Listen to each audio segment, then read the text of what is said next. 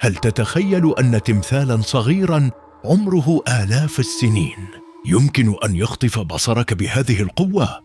تابعني الآن واضغط إعجابا، وإن كنت من محبي أسرار الحضارة المصرية فشارك الفيديو ولا تنس كتابة رأيك في التعليقات، فما ستراه تحفة فنية تستحق التأمل.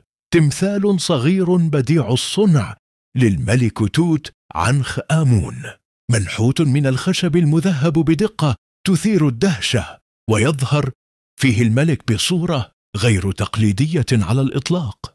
فالملك يقف فوق ظهر نمر أسود في مشهد نادر وفريد في فنون مصر القديمة.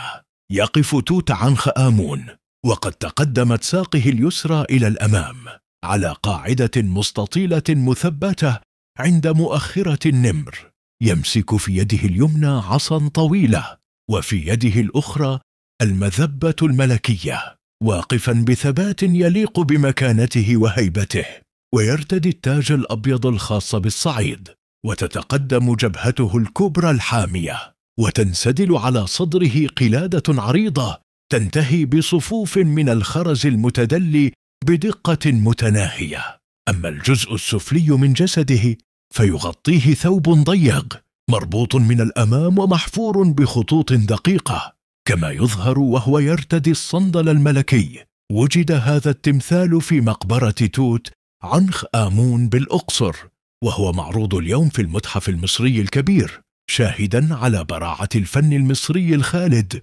فإن أعجبك هذا الأثر الفريد تابعني لنكمل معا رحلة اكتشاف أسرار الحضارة المصرية.